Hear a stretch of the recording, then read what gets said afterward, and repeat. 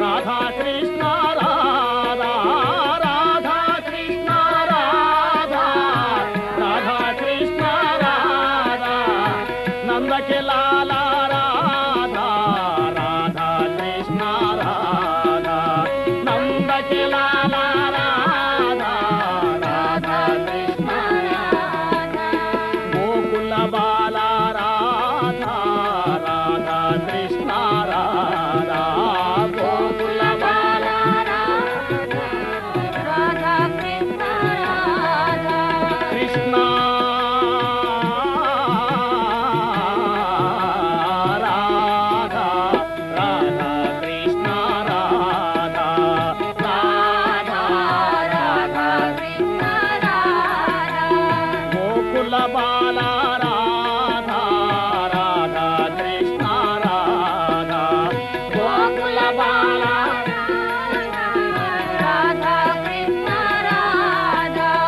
नंद के लाला राधा राधा कृष्ण राधा नंद के लाला Radha Radha Krishna Radha Vipin Bihari Radha Radha Krishna Radha Vipin Bihari.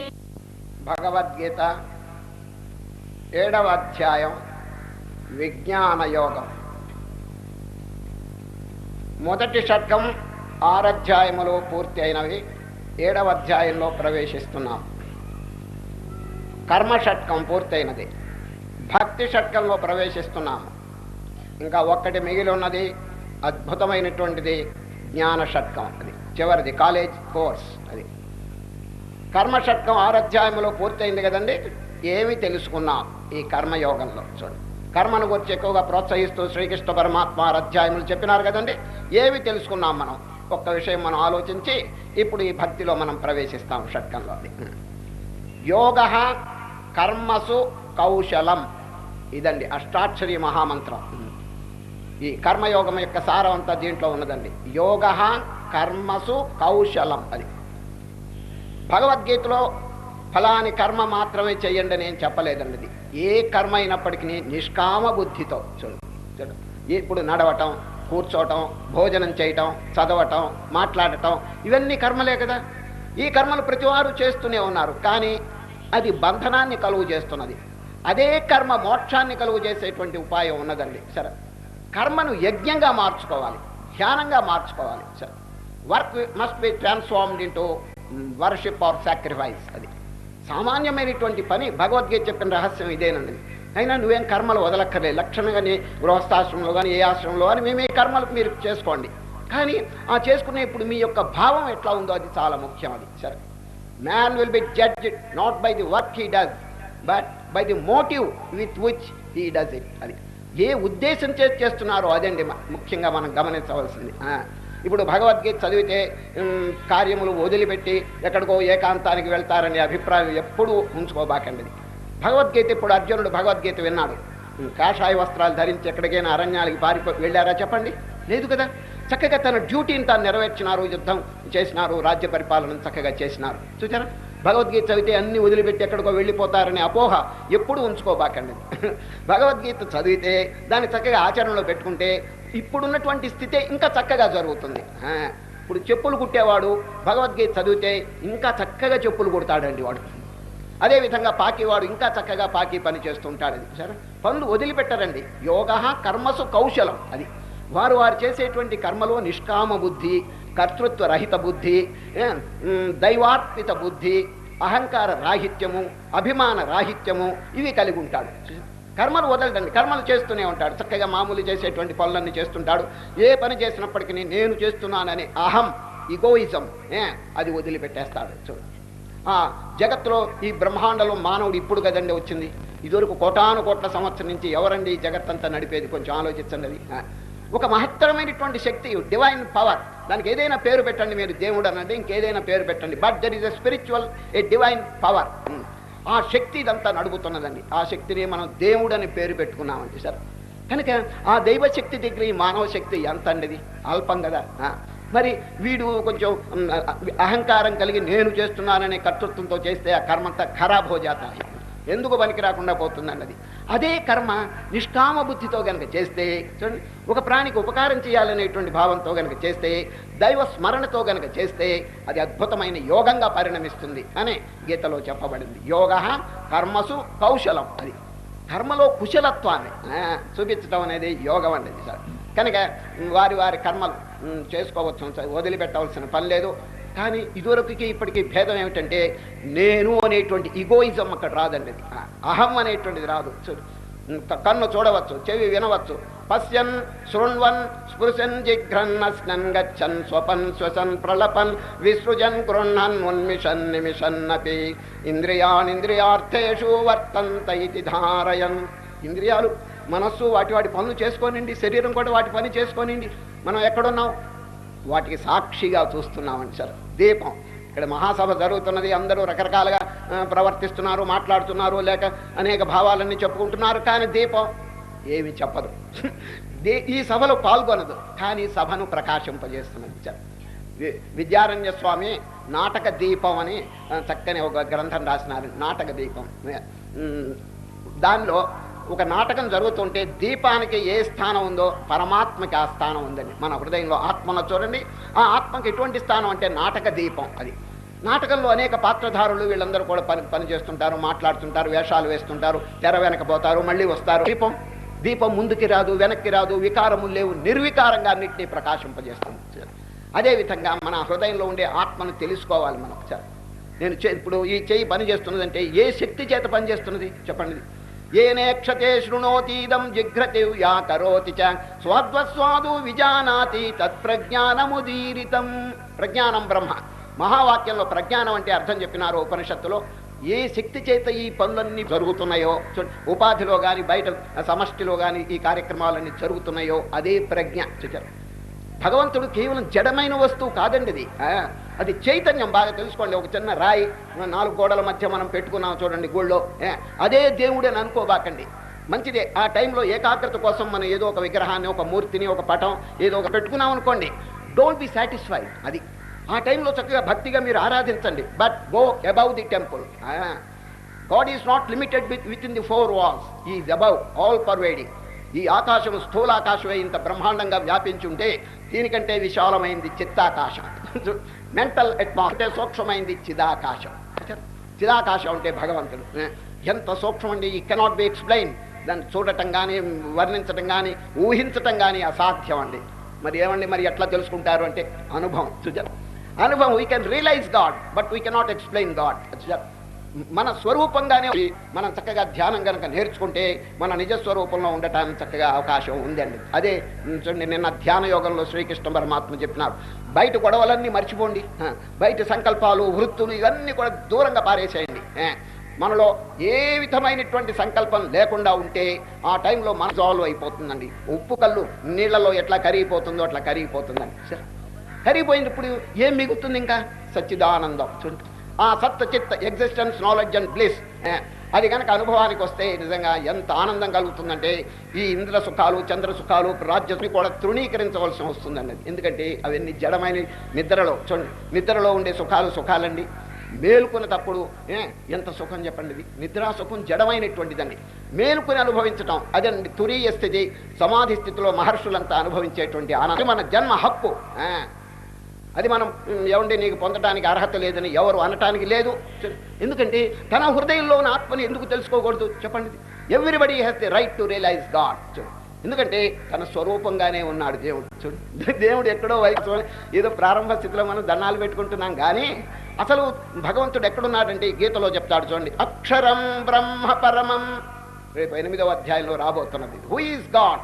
That which is imperishable, that which is illimitable, that which is all pervading is. అది చూడండి ఎంత చక్కని డెఫినేషన్ భగవంతుడు అంటే. అటువంటి స్వరూపం గనక మనం అనుభవానికి వస్తే జీవితమే మారిపోతుందండి. అసలు ఎంతసేపటికి పరప్రాణి మీద దయ, ప్రేమ, కరుణ, ఉపకారం ఇవన్నీ జరుగుతూ ఉంటాయి. ప్రపంచంలో ఎట్లా ఉందో ఒకరినొకరు హింసించుకోవటం, ఒకరొకరు ఈ ద్వేషాలు, ఈ రోషాలు, అసూయలు, వీటికన్నిటికి కారణం ఏమిటి చెప్పండి?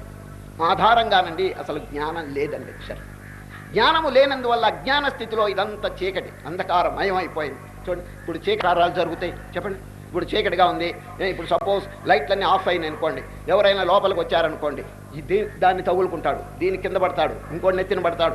ఇవన్నీ చూడండి ఎన్ని ప్రమాదాలు వస్తాయి. ఒక లైట్ వస్తే అన్ని చక్కగా ఉంటాయండి. అదేవిధంగా జ్ఞానం అనేటువంటి అంధకారంలో పడి జీవులు నానా బాధలు పొందుతున్నారండి. శ్రీకృష్ణ పరమాత్మ జనులు ఎందుకు దుఃఖపడుతున్నారో మొన్న విచారణ చేసినారు. చూడు, అజ్ఞానేనావృతం జ్ఞానం. అర్జున, పవిత్రమైనటువంటి కప్పబడింది. 3 దృష్టాంతములు చెప్పినారు. అగ్ని దేదీప్యమానంగా వెలుగుతుంటే పొగ చేత కప్పబడింది. అద్దం నిర్మలంగా ఉంటే దుమ్ము చేత కప్పబడింది. బిడ్డ లోపల తల్లి గర్భంలో మావి చేత కప్పబడింది. ఈ 3 దృష్టి పవిత్రమైనటువంటి తన ఆత్మస్వరూపం అనాది కాలం నుంచి ఎప్పుడు వచ్చిందో అజ్ఞానం చేత కప్పబడింది. అజ్ఞానేనావృతం జ్ఞానం. ఇప్పుడు ప్రపంచంలో ఎవరికైనా దుఃఖం కలిగింది అనుకోండి, దుఃఖం కలిగితే వెంటనే దుఃఖిస్తున్నాడు. దృష్టాంతం, దాహం కలిగిందండి, దాహం కలిగితే ఏం చేస్తున్నాడు? మంచినీళ్ళు తాగుతున్నాడు. చూసారా? ఆకలి అయింది, ఏం చేస్తున్నాడు? అన్నం తింటున్నాడు. రోగం వచ్చింది, ఏం చేస్తున్నాడు? ఔషధం ఉపయోగిస్తున్నాడు. ఏదో ఈ దుఃఖాలన్నిటికీ నివారణ చేసుకుంటున్నారు, కానీ అసలు ఈ దుఃఖాలన్నిటికీ కారణం ఏమిటి అని మానవుడు ఆలోచించట్లేదండి. మహర్షులు దీని గురించి చక్కగా ఆలోచించినారు. నాయన, ఈ దుఃఖాలు మానవుడు అనుభవిస్తున్నాడు, ఒక్కొక్కటి నివారణ చేసుకుంటున్నాడు. But what is the reason for the misery? ఈ దుఃఖానికి అసలు కారణం ఏమిటో, రూట్ ఏమిటో వాళ్ళు ఆలోచించారు. దాన్ని జాగ్రత్తగా విచారిస్తే అన్ని దుఃఖములు తొలగిపోతాయండి. సార్, రాత్రి నిద్రలో చూడండి, కళ వచ్చింది, కళలో ఎన్నో దుఃఖాలు 1, 2, 3 అనుభవిస్తున్నాడు. వీటన్నిటికీ నివారణ ఏమిటి చెప్పండి? మేలు. అదేవిధంగా అసలు ఈ దుఃఖానికి అంతటికి కారణం ఏమిటని పెద్దలు ఆలోచించారు. దుఃఖం తొలగించడం మంచిదే. Prevention is good. Cure is good, but prevention is better. రోగం వస్తే నయం చేయటం మంచిది. రోగం ఎందుకు వచ్చిందో ఆలోచించాలి. ఈ భవ దుఃఖం, ఈ సంసార దుఃఖం అంత కారణం ఏమిటి చెప్పండి? శరీరం. శరీరం ఎందుకు వచ్చింది? కర్మ వల్ల వచ్చింది. కర్మ దేనికి వచ్చింది? రాగద్వేషాల వల్ల వచ్చింది. రాగద్వేషాలు ఎందుకు వచ్చినాయి? వచ్చింది. కనుక ఈ అజ్ఞానం అనేది జ్ఞానం చేత ఎప్పుడు పోతుందో ఇవన్నీ కూడా తొలగిపోతాయి, దుఃఖాలన్నీ కూడా తొలగిపోతాయి. సరే, అర్థమైందండి? కనుక ఈ దుఃఖం అనేది తొలగించడం మంచిదే, కానీ అసలు దుఃఖానికి కారణం ఏమిటో విచారణ చేయాలి. పశ్చిమ దేశంలో ఒక మహా గొప్ప రచయిత ఉన్నాడండి, నవలా రచయిత ఉన్నారు. వారి పేరు మీకు అందరికీ తెలిసి ఉంటుంది, ఆలివర్ గోల్డ్ స్మిత్. అది ఆలివర్ గోల్డ్ స్మిత్ అనేటువంటి రచయిత అద్భుతమైన ఒక పుస్తకం రాశాడండి. దాని పేరు of Wakefield, vicar of Wakefield అని పెద్ద పుస్తకం రాశారు, నవల. దాంట్లో ఘట్టం చెప్తాను వినండి. ఒక గ్రామం ఉందండి. ఆ గ్రామంలో ఒక ఆయన బాగా వ్యాపారం చేసి లభించి కొత్తగా ఒక ఇల్లు కట్టుకున్నారు. వారికి ఒక ఇల్లు ఉందండి, వారి పరంపరగా తాతలు ముత్తాతలు కట్టిన ఒక చిన్న ఇల్లు ఉంది. ఇప్పుడు కొత్తగా డబ్బు సంపాదించి నూతనమైన గృహం కట్టుకున్నాడు, పెద్ద గృహం. ఈ పాతింట్లో నుంచి కొత్త ఇంట్లోకి ఇచ్చుకున్నాడండి. అంటే ఏంటి, గృహప్రవేశం అయిపోయింది, సామానంతా తరలించినాడు. కానీ ఈ పాతింట్లో ఉన్నటువంటి ఒక గదిలో ఒక నిలువుటద్దం ఉన్నదండి, పెద్ద నిలువుటద్దం. అది బయటికి తీస్తుంటే రాలేదండి. కారం చిన్నది, అద్దం పెద్దది, పెద్ద అద్దం ఉంది, నిలువుటద్దం. లోపల బయటికి తీసుకొస్తుంటే ద్వారం పట్టలేదు. అందరూ ఆలోచించారు ఎట్లా బయటికి వస్తుంది అని చెప్పేసి. ఎవరికి ఊహ తోచలేదండి, ఎందుకంటే ద్వారం చిన్నదిగా ఉంది. ఆయన ఆ ఊళ్ళో పలుకుబడి కలిగిన మనిషి అండి. ఏం చేసినాడు తెలుసండి, ఊళ్ళో పెద్దలందరినీ సమావేశపరిచాడు. తన ఇంట్లో సమావేశపరిచి, అయ్యా, ఒక సమస్య వచ్చి మీద పడింది. ఏమిటది? పెద్ద అద్దం లోపల ఉన్నది, ద్వారం చిన్నది, లేదు. మహానుభావులారా, మీ అభిప్రాయం చెప్పండి, అది బయటికి రావడానికి ఉపాయం చెప్పండి అని. ఒక్కొక్కడు లేచి ఒక ఉపాయం చెప్పినాడు. ఏమండి, ఇది పెద్ద మీటింగ్ చేయవలసిన పని ఏమిటండి, అద్దం బయటికి రాకపోతే ద్వారాన్ని కొంచెం వెడల్పు చేయండి, ద్వారం చేస్తే అద్దం బయటకు వస్తుంది కదా అన్నాడు. ఇంకొక ఆయన ఆక్షేపణ చేశాడు, ఎప్పుడో అనాది కాలంలో కట్టిన ఇల్లు పడగొట్టకూడదండి, మనం దాన్ని కొట్టకూడదు, ఇది పరంపరగా వస్తున్నది, ఇంకో ఉపాయం చూడండి అన్నాడు. ఇంకొక ఆయన లేచాడు, అద్దం పెద్దదైతే ద్వారం చిన్నదైతే తీల్చండి, ఏమి దాంట్లో తప్పేమిటి, బయటకు వచ్చేస్తుంది అన్నాడు. ఇంకొక ఆయన ఆక్షేపణం, అద్దం మీద కత్తి పెట్టారా 3 ముక్కలు కాదు 10 ముక్కలు కూడా కావచ్చు, మనం చెప్పలేము మనం, కాబట్టి ఆ పని మంచిది కాదు. ఈ విధంగా పూర్వపక్షం గోలగా ఉందండి. ఆఖరికి ఒక ఆయన లేచాడు, ఓ మహానుభావులారా మీ అభిప్రాయాలు కొంచెం కట్టి పెట్టండి, నేను అడిగేది ఏమిటంటే అసలు ఆ అద్దం లోపలికి ఎట్లా వచ్చింది అన్నాడండి వాడు. ఎంత చక్కగా ఆలోచన, the commit ever came in అన్నాడండి. ఇప్పుడు ఊరికే బయటికి ఎట్లా వస్తుందని కాదు, అంత పెద్ద అద్దం చిన్న ద్వారంలో నుంచి ఎట్లా వచ్చింది లోపలికి ఆలోచించు. ఎంత చక్కగా ఉందో చూడండి, వండర్ఫుల్గా ఉందండి అభిప్రాయం. ది క్వశ్చన్ ఈజ్ మీన్, అది లోపలికి ఎట్లా వచ్చిందని విచారణ చేశారు. కనుక దుఃఖం ఎట్లా పోతుందని అందరూ విచారణ చేస్తున్నారు. మహనీయులు మహర్షులు దుఃఖం ఎందుకు వచ్చింది, దేనివల్ల వచ్చింది, అజ్ఞానం చేత. మన స్వరూపాన్ని మనం మర్చి, what is the cause of fear, ignorance of our own nature అన్నాడండి ఎవరు, వివేకానంద. జనులు భయపడుతున్నారు, దీనికి కారణం ఏమిటంటే తన యొక్క యథార్థ స్వరూపం మర్చిపోయినాడండి. ఇప్పుడు అర్జునుడు దుఃఖపడ్డాడు, కారణం ఏమిటి చెప్పండి, తాను తన బంధువులు వీళ్ళంతా దేహాలు అని చెప్పి అనుకున్నాడు ఆయన. వెంటనే కృష్ణ పరమాత్మ ఏం రిప్లై ఇచ్చినారు, ఆయన మీరు గాని వారు గాని నేను గాని దేహాలు కాదు. చూడు, నత్వేవాహం జాతు నాసం నత్వం నేమే నచైవ న భవిష్యామః సర్వే వయమతః పరం. ప్లీజ్ అండర్లైన్ సర్వే, అందరూ, all of us are eternal అని ఎంత చక్కని జవాబు చెప్పి వారిని శాంతపరిచారు. చూడండి, దుఃఖానికంతటికి విరుగుడు ఏమిటో తెలుసండి, మన యథార్థ స్వరూపం తెలుసుకోవటం. ఇది ఏ విధంగా సంభవిస్తుంది, చిత్తశుద్ధి కలగాలి. ఈ జ్ఞానం కలగాలంటే చిత్తం నిర్మలం అయితే తప్ప ఆత్మజ్ఞానం కలగదు. భగవంతుడే మన దీపం వెలిగిస్తాడండి మన హృదయంలో.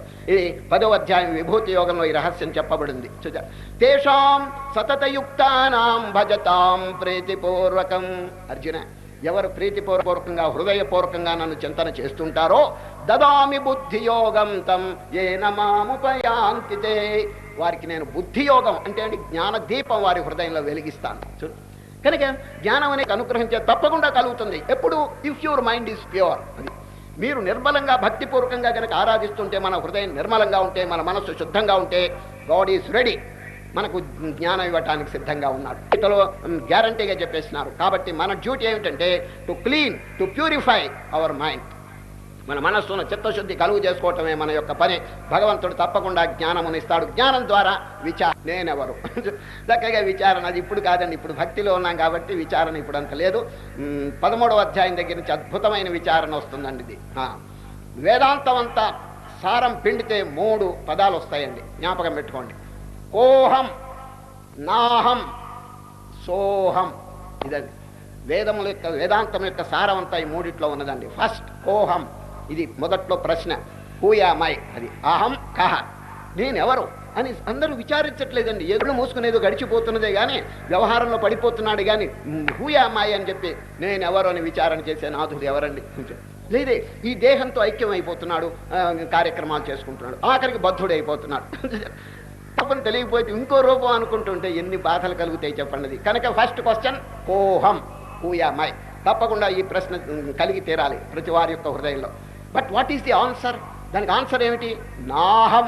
ఈ శరీరము, దృశ్యము, ఈ జడమైన వస్తువులు నేను కాదు. చూడు, అహం నా, ఇది కాదు నేను అని ఈ దృశ్య వస్తువులన్నింటినీ తోసి అవతలు బారేస్తాడు. ఇది వెంటనే వచ్చే జవాబు. చూడండి, కోహం, హూయామై, నాహం, ఈ దృశ్య వస్తువు. మరి ఎవరు మీరు, సోహం. చూచారా, సహ, సహ అంటే సర్వవ్యాపకమైనటువంటి పరమాత్మయే నీవు. లేక అహం నేను, ఎవరు, సహ, సోహం, అజుపా గాయత్రి. ఈ విధంగా 3 వేదాంత సారం అంతా ఇమిడి ఉన్నదండి. ఈ 3 మనం విచారణ చేస్తాము. చూడండి, భగవద్గీతలో కూడా ఈ 3 యొక్క ప్రాబ్లం, ఈ సమస్య చక్కగా శ్రీకృష్ణ పరమాత్మ తీర్చేస్తున్నాడండి. ఇది ఇప్పుడు ఎక్కడున్నాం తెలుసండి, భక్తి షట్కంలో హృదయం నిర్మలం చేసుకున్నాం నిష్కామ కర్మ ద్వారా. కర్మయోగంలో చెప్పిన సారాంశం తిరిగి ఒకసారి జ్ఞాపకం చేస్తున్నాను. ఏ కర్మ అయినప్పటికీ కూడా సామాన్యమైన అందరూ జరుపుతున్నటువంటి కర్మలు ఆ విధంగా చేసుకోండి, ఏం పర్వాలేదండి. నడవటం, కూర్చోవటం, భోజనం చేయటం, మాట్లాడటం, అది చేసేటప్పుడు మాం అనుస్మర యుద్ధచ అన్నాడు కృష్ణ పరమాత్మ. ఓ అర్జునే, నువ్వు యుద్ధం చేయి, కానీ ఏ విధంగా చేయాలి, మాం అనుస్మర. మాం అంటే ఏమిటి, ఇంపెరిషబుల్ ఆత్మ, శాశ్వతమైనటువంటి భగవంతుని చింతన చేసుకుంటూ నీ అప్పుడు ఏమవుతుంది, ఆ కార్యంలో లోపాలు, పాపాలు, దోషాలు రావండి. భగవంతుని జ్ఞాపకం పెట్టుకుంటే ఆ పాపం ఎవడైనా చేస్తాడండి. కనుక నీ కార్యక్రమం శుద్ధం అయిపోతుంది అప్పుడు. కనుక ఏ కార్యక్రమం అయినా చక్కగా చేసుకోవచ్చును, కానీ ప్రపంచ మూలాధారమైనటువంటి పరమాత్మను మనం జ్ఞాపకం పెట్టుకుంటూ ఉండాలి. అప్పుడు ఏమవుతుంది తెలుసండి, చక్కగా కర్మ నిష్కామంగా, పరోపకార భావంతో జరుపుతూ ఉంటారండి. కనుక కర్మయోగం యొక్క సారాంశంతో మనం ఈ కర్మలు కర్తృత్వం లేకుండా నిష్కామ బుద్ధితో దైవార్పణ బుద్ధితో అహంభావం లేకుండా మనం కార్యములు చేసుకోవచ్చని. తస్మాదసక్త సతతం కార్యం కర్మ అసక్తో హ్యాచరన్ కర్మ పరమాప్నోతి పూరుష. తగులుకోకుండా అన్అటాచ్డ్. ఇప్పుడు 2 వస్తువులు ఉన్నాయండి ప్రపంచంలో, చెప్తాను. తామరాకు మీద గనక నీటి బొమ్మ అవుతుంది, చెప్పండి ఏమవుతుంది? దాంట్లో తగులుకోదండి. తామరాకు మీద ముత్యము వలె ప్రకాశిస్తూ ఉంటుందండి తామరాకు మీద నీటి బిందువు పడితే. అదేగా నీటి బిందువు బ్లాటింగ్ పేపర్ మీద పడితే పీల్చుకుంటుందండి సార్, ఆ చుక్కని పీల్చుకుంటుంది, అది తగులుకుపోతుంది దాంట్లో. కాబట్టి మన హృదయాలు ఎట్లా ఉండాలంటే బ్లాటింగ్ పేపర్ మోస్తరు ఉండకూడదండి, తామరాకు వలె ఉండాలి సార్. ప్రపంచంలో కార్యం దాంట్లో ఏం పెద్ద తప్పు లేదండి. శరీరం దేనికండి? దేనికి? ఇప్పుడు మీరు మోటార్ కారు ఒకటి కొన్నారండి, మోటార్ కారు కొని దాచుకుని బాగా తుడుచుకుంటూ ఉంటే ఏమైనా లాభం ఉందా చెప్పండి? మోటార్ కారు కొనుక్కుని రోజు తుడుచుకుంటూ కూర్చుంటే ఏమైనా ఉపయోగం ఉందండి? ఇది కానీ ఉపయోగించుకోవాలి. మోటార్ కారు అంటే ఏంటి? మన శరీరం. శరీరం భగవంతుడు ఇచ్చాడు దేనికండి? ఇది చక్కగా దీన్ని ఉపయోగించుకుని దేహరహితమైనటువంటి స్థితికి పొందవయ్యా. ఇది సంసార సముద్రాన్ని దాటడానికి ఇది ఒక. ఈ నావను మనం ఉపయోగించుకోవాలి. ఎప్పుడు? చిల్లులు పడక పూర్వమే, రిపేర్కి రాక పూర్వమే, ఇది పగిలిపోక పూర్వమే ఈ సంసార సముద్రం దాటేయాలి. చూడండి, మహతా పుణ్యేన. ఈ శరీరం ఎట్లా వచ్చింది తెలిసిన? పుణ్యం అనే పణ్యం. పణ్యం అంటే ప్రైస్. ఎంతో. ఇప్పుడు మీరు బజారుకి వెళ్ళారు, ఒక వస్తువు అడగండి, ఏమయ్యా ఒక వస్తువు ఇవ్వవయ్యా అంటే పే ది ప్రైస్, దాని ఖరీదు ముందు చెల్లించు, అక్కడ పెట్టు అంటాడు. ఖరీదు లేకుండా ఎవరైనా ఇస్తారండి అది? కనుక ఈ శరీరం అనేది భగవంతుడు మనకి ఇచ్చాడంటే తేరగా ఇవ్వలేదండి. మనం వారికి పుణ్యం అనే ఖరీదు చెల్లించాం. ఏం పుణ్యం? చిన్న చిన్న పుణ్యాలు ఉంటే ఏదో మామూలు దేహాలు, ఇతర ప్రాణుల యొక్క దేహాలు వచ్చేది. కానీ మహతా పుణ్య పణ్యేన, ఎంతో మహత్తరమైనటువంటి పుణ్యాన్ని వారికి సమర్పించుకున్నాం. అందువల్ల గొప్ప వస్తువు ఇచ్చాడు మనకి. ఏమిటి? 84 లక్షల జీవరాశుల్లో మహోన్నతమైనటువంటి శరీరాన్ని మనకి ఇచ్చినాడు. దీంట్లో బ్రెయిన్ ఉన్నది. బ్రహ్మావలోకధిషణం, పరమాత్మను తెలుసుకుని సాక్షాత్కాసిటీ దీంట్లో పెట్టాడండి. మరి ఇటువంటి దివ్యమైనటువంటి నావ మనకు వచ్చినప్పుడు మూల కూర్చుని దాన్ని వాడుకోకుండా ఉంటే ఎట్లా చెప్పండి? గోన్ ఉపయోగించుకోండి. దేనికి ఉపయోగించాలి? దాటటానికి. చూడు, మహతా పుణ్యపణ్యేన క్రీతేయం కాయ నౌస్త్వయా.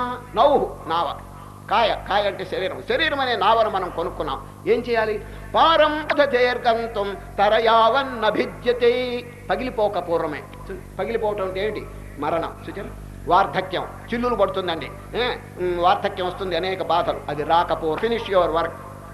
కనుకనే నిన్న శ్రీకృష్ణ పరమాత్మ చక్కగా 5వ అధ్యాయంలో ఏం చెప్పారంటే, నాయన కామము క్రోధము ఇటువంటి వివేగాన్నంతా అరికట్టండి కొంచెం. ఎప్పుడు? ప్రాక్ శరీర విమోక్షణ శక్నోతి హైవయస్సోఢుం ప్రాక్ శరీర విమోక్షణాత్ కామ క్రోధోద్భవం వేగం సయుక్త సుఖీ నరః. చూడండి, ఈ వేగం అంటే వెలాసిటీ. ఈ వెలాసిటీని అరికట్టండి. చూడండి, కామ వేగం, రామ ఎంత వేగం ఉండేది. ఇప్పుడు కోపం వచ్చిందంటే ఎదుటివాడిని కొడతాడు, తిడతాడు, నానా బాధలు చేస్తాడు. చూచా, ఈ వేగాన్ని అరికట్టండి కొంచెం. ఇది ఒక కైపు. ఈ కైపు రాకుండా చూడండి. చూడండి ఎంత ప్రయత్నం చేయాలనేది. కనుకనే ఇంద్రియముల్లో ఉండేటువంటి దోషాన్ని, మనసులో ఉండేటువంటి దోషాన్ని శీఘ్రంగా మనం తొలగించుకుంటే అంత మంచిదండి. ఇది నిర్మలం అయితే చాలు. మనం కొత్తగా దేవుణ్ణి పొందడం కాదు. We are already realised. చూడండి, దేవుడు మనలోనే ఉన్నాడండి. కానీ మన మనస్సు ఖరాబుగా ఉంది కాబట్టి అపవిత్రంగా దేవుడు కనిపించటం లేదు. మనం చేయవలసిన పని not to realise God but to purify the mind or the character. మన మొరాలిటీ శుద్ధంగా ఉంటే చాలు, భగవంతుడు వెంటనే ఉపనిషత్తులో ఒక వాక్యం, నా విరతో దుశ్చరితాన్ నా శాంతో నా సమాహిత నా శాంత మానసి ప్రజ్ఞానేనైనమాప్నుయాత్. అది మనస్సు గనక నిర్మలంగా లేకపోతే నీకు ఎంత ప్రజ్ఞ ఉన్నా, ఎన్ని చదువులున్నా దేవుణ్ణి పొందలేవు. కనుక ఈ character building is very important, the moral training. కనుకనే రేపు 12వ అధ్యాయం దగ్గర చివరి వరకు శ్రీకృష్ణ పరమాత్మ ఎన్ని చూడండి 26 చూడండి, ఒక్క అధ్యాయంలో 26 సుగుణాలు చెప్తారు. ఏమిటి చెప్పండి? అద్వేష్ట సర్వభూతానాం మైత్రః కరుణ. వీళ్ళ పక్క అధ్యాయంలో మళ్ళీ ఏం చెప్తారు? అమానిత్వం అదంభిత్వం అహింసా క్షాంతిరాజ్యవం. 20 సుగుణాలు. ఇంకొక అధ్యాయం తెరవండి, మళ్ళీ 26 చూడండి. అభయం సత్వ సంశుద్ధిర్జ్ఞాన యోగం వ్యవస్థితి దానం దమశ్చ యజ్ఞశ్చ స్వస్తపార్జవం. ఈ విధంగా హృదయాన్ని నిర్మలం చేసుకోవాలంటే నిష్కామ బుద్ధితో చక్కగా కార్యక్రమాలు చేయటం చాలా మంచిదని. అందుచేతనే రహస్యవంత శ్రీకృష్ణ పరమాత్మ చెప్పినారు, సామాన్యమైనటువంటి పనిని గనక దైవ బుద్ధితో నిష్కామ బుద్ధితో కర్తృత్వరహితం గనక చేస్తే అది యజ్ఞం అయిపోతుందండి సార్. యజ్ఞం అంటే ఏవో బ్రహ్మాండంగా కర్మకాండం అని చెప్పి అనుకుంటున్నారేమో. ఏ పని అయినప్పటికీ కూడా నిస్వార్థ బుద్ధితో నిష్కామ బుద్ధితో దైవ బుద్ధితో కనుక చేస్తే టు ఏ సాక్రిఫైస్, అదొక పెద్ద మహాపవిత్రమైన యజ్ఞంగా మారిపోతుంది. భగవద్గీతలో ఉన్న విశేషం ఇదండి. ఆ యజ్ఞం కనుక మార్చుకోకపోతే కర్మ వస్తుంది. యజ్ఞార్థాత్ కర్మణోన్యత్ర లోకోయం కర్మ బంధన, బంధనం కలుగు చేస్తుంది. కనుకనే జనులు కనబడుతున్నారండి ఈ బంధనంలో తగులుకొని. శ్రీకృష్ణ పరమాత్మ తప్పించుకునే ఉపాయం చెప్పినారండి. నాయన కర్మలు ఆచరిస్తున్నప్పుడు కొంచెం జాగ్రత్తగా చూస్తుండు, సుమిత్రత అనేది రానియకుండా గనక చూస్తుంటే, ఉపకార బుద్ధితో గనక చేస్తుంటే ఎంత దివ్యమైనటువంటి ప్రభావం కలుగుతుందో చెప్పడానికి లేదండి. ఈ విధంగా కర్మ పూర్తి చేసినారు. ఇప్పుడు భక్తి శక్తుల్లో అడుగు పెడుతున్నాం. ఈ భక్తి అనేటువంటిది చాలా అవసరం అండి. ఎందుకో తెలిసిన, పండు ఏవి పుష్పంలో నుంచి పండు వస్తుందండి. ఇదివరకు చెప్పినాం మీకు. పండు ఫలం అంటే మోక్ష ఫలం మనకు కావాలండి. ఎట్లా వస్తుంది అది? భక్తి అనే పుష్పం వికసించుకోవాలి. సహాయం చేత, నిష్కామ కర్మ సహాయం చేత భక్తిని వికసింపజేసుకుంటే జ్ఞానం అనే ఫలం దాంట్లో వస్తుందండి. కర్మణా జాయతే భక్తి, భక్త్యా జ్ఞానం జ్ఞానాత్ ప్రజాయతే ముక్తి ఇది శాస్త్రేషు నిర్ణయ. నిష్కామ కర్మ చేత భక్తి కలుగుతుంది, భక్తి చేత జ్ఞానం, జ్ఞానం చేత మోక్షం. పరమాత్మ భక్తిని గుర్తు చక్కగా ప్రోత్సహిస్తున్నారండి. భక్తి లేకపోతే జ్ఞానం కలగటం చాలా కష్టం. ఎందుకంటే ఆ భక్తి ద్వారా భగవంతుని మనం ఆరాధిస్తుంటే వారి యొక్క గ్రేస్, వారి యొక్క అనుగ్రహం చేత మనకి జ్ఞానం కలుగుతుంది. ఈ విషయాలన్నీ ముందు ముందు నేను చెప్తాను. దృష్టాంతం అండి, ప్రహ్లాదుడు మొదటి వారికి ఏమి జ్ఞానం లేదండి, భక్తి. ఓం నమో నారాయణాయ జపమాలు చేసుకుని చక్కగా జపం చేస్తుంటాడు. ఎవరండి? ప్రహ్లాదుడు. లక్షలు జపం చేసి ఒకనాడు విష్ణు భగవానుడు ప్రత్యక్షమైనాడు. ఎవరికి? ప్రహ్లాదుడికి. అయ్యా వరం కోరుకోవయ్యా అని. స్వామి క్షమించండి, క్షమించండి, మిమ్మల్ని మేము చిన్నప్పటి నుంచి ఆరాధిస్తున్నాం, వరాలు కోరినాడండి. చూడండి, నిజంగా ఈ కాలంలో ఎవరైనా అంటారండి వరం కోరుకోమంటే ఆలస్యం అండి, ఒక పెద్ద లిస్ట్ ఇస్తాడండి. నాకు ఇది కావాలి, అది కావాలి. ప్రహ్లాదుడు ఫర్ ఎనీథింగ్, నాకేం వద్దు, నత్వహం కామయే రాజ్యం, నాకు రాజ్యం వద్దు. నత్వహం కామయే రాజ్యం నా స్వర్గం, నాకు వద్దన్నాడు. నా అపునర్భవం, అపునర్భవం అంటే మోక్షం, మోక్షం కూడా నాకు వద్దు. మరి ఏం కావాలి నీకు? కామయే దుఃఖద ప్రాణినామార్తి నాశనం, ఎవరైనా బాధపడుతుంటే బాధ తొలగించండి, అదే నాకు 10,000 అంటాడు. చూడు ఎంత విశాల హృదయం. ఎవరైనా ఇటువంటి వరం కోరుకుంటారా? కానీ ప్రహ్లాదుని నిలదీసి అడిగేసినారు. ఎవరు? నాయనా నీ వేదాంతం కట్టిపెట్టు, నేను ఏదో వరం కోరుకోమన్నా అన్నాడు. ఎవరు? విష్ణు భగవాన్. అయ్యో మరి దైవాజ్ఞ, నేను ఏదైనా కోరుకోపోతే ఎట్లా? నాకేం అభిప్రాయం లేదు కోరాలని, కానీ భగవానుడు చెప్తున్నాడు కోరాలని అని ఆలోచన మొదలుపెట్టాడు. Which is the best and precious thing in the world. ప్రపంచంలో అనేక పదార్థాలు ఉన్నాయి, అన్నిటికంటే విలువైనటువంటిది ఆనందం ఏది అని. చిన్నవాళ్ళైతే చిన్న వస్తువు కోరుకుంటారండి. సరే, ఈ మధ్య ఒక ఆయన చక్రవర్తి దగ్గరికి వెళ్ళి బీడీ అడిగట్టండి. బీడీ ఏమిటండి చక్రవర్తి దగ్గర బీడీలు అడగాల్సింది? ప్రహ్లాదుడు అటువంటి వాడు కాదండి. మహనీయుడు వచ్చినారు కాబట్టి అన్నిటికంటే గొప్ప వస్తువు ఏదో అడుగు ఆలోచన మొదలు పెట్టాడు. ఏది ఆలోచన చేసినా కాలగర్భంలో నశించిపోతున్నది అది. ఇప్పుడు ఇంద్ర పదవి, చంద్ర పదవి, రాజ్య పదవి, చక్రవర్తి, ఏది కాలగర్భంలో నాశనం అయిపోతున్నది అది. ఎల్లప్పుడూ స్థిరంగా ఉండదే. మరి ఈ చిన్న తుచ్చ విషయములు ప్రార్థిస్తే అడిగితే ఏం లాభం అని మళ్ళీ ఆలోచన మొదలు. ప్రహ్లాదు విష్ణు భగవానుడు సెకండ్ వార్నింగ్ ఇచ్చాడండి. హరియప్ అన్నాడు, తొందరగా వరం కొరకు అంతర్ధానం అయిపోతున్నాను. అప్పుడు పాపం చూడు థర్డ్ ఉంచుకోకూడదండి ఎవరి చేత. సెకండ్ వార్నింగ్ వరకు పర్వాలేదు. ఇప్పుడు విష్ణు భగవానుడు సెకండ్ వార్నింగ్ ఇచ్చేటప్పటికి అయ్యో ఇదేమిటి టైం అయిపోతున్నది, నాకేమో గొప్ప వస్తు రాలేదు అని ఏం చేసినాడు తెలుసండి. ఓ విష్ణు భగవానుడు, ఓ నారాయణమూర్తి, మీరు సర్వజ్ఞులు కాబట్టి, ప్రపంచంలో అన్ని వస్తువులు ఏ విషయం మీకు తెలుసు కాబట్టి అన్నిటికీ ఏదో మీరే ఆలోచించి నాకివ్వండి అన్నాడండి. ఎంత ఇది యోగ వాసిష్టంలో ఉందండి కథ, యోగ వాసిష్టం. అప్పుడు తెలియదు ఏమిటండి, అన్ని తెలుసు కదా.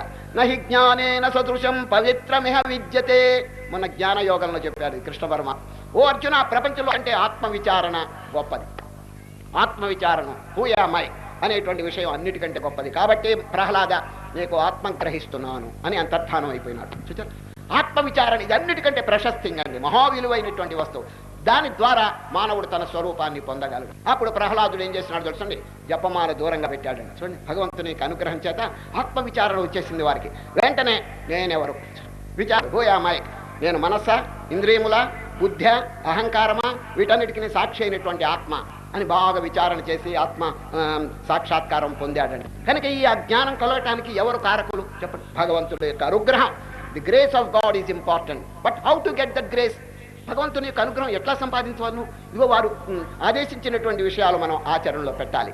భగవద్గీత చక్కగా మీరు చదవండి, ప్రచారం చేయండి అని గీతలో చెప్పారండి. ఆ విధంగా మనం చేస్తాం. మనం భగవంతుని యొక్క అనుగ్రహానికి మనం పాత్రులు అవుతాం. ముందు మనం శుద్ధులు కావాలి, తర్వాత ఇతరుల్ని సంస్కరింపజేయడానికి ప్రయత్నం. కనుక శ్రీకృష్ణ పరమాత్మ ఇప్పుడు భక్తి షట్కంలో ప్రవేశిస్తున్నారు. అద్భుతమైనటువంటి భక్తి. ఈ భక్తి యోగానికి ఒక మంత్రం ఉందండి. మంత్రం సోహం. ఇదండి మంత్రం. దాసోహం. దాసానుదాసుడు. పెద్దల దగ్గర ఈ భక్తి నిజంగా కలిగిన వాడు ఎట్లా ఉంటాడు తెలుసండి? భృత్య భృత్య పరిచారక భృత్య భృత్య భృత్యస్య భృత్య ఇతి మాం స్మరలోకనాథ.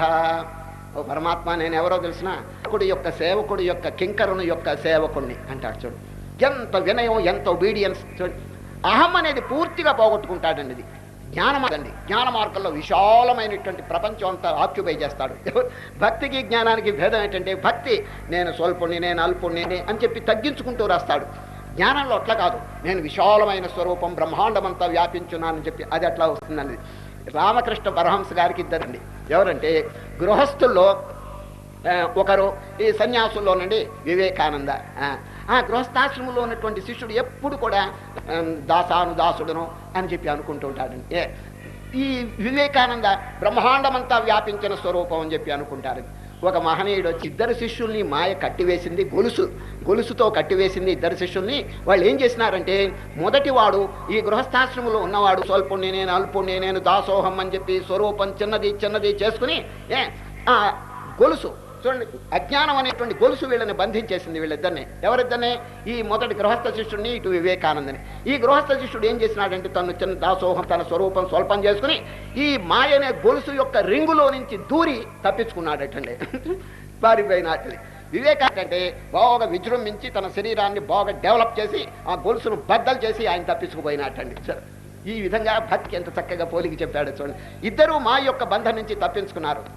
కనుక ఎంత దాసోహం శివోహం ఏనండి. సరే, అహంకారం రెండిట్లో పోతుందండి. అది మన లక్ష్యం ఏమిటంటే, అహం అనేటువంటిది, ఇగో అనేటువంటిది ఇటు జ్ఞానయోగం ద్వారా, ఇటు భక్తి యోగం ద్వారా, ఇటు నిష్కామ కర్మయోగం ద్వారా ఏ రూపంగానైనా ముఖ్యంగా మనకు కావాల్సింది ఏమిటంటే అహం అనేది వాళ్ళండి. సార్, నేను అనేటువంటి ఈగోయిజం అనేది ఉండకూడదండి. అది ఉంటే ఏమవుతుంది తెలిసిన, కార్యక్రమం అంతా చెడిపోతుంది అన్నది.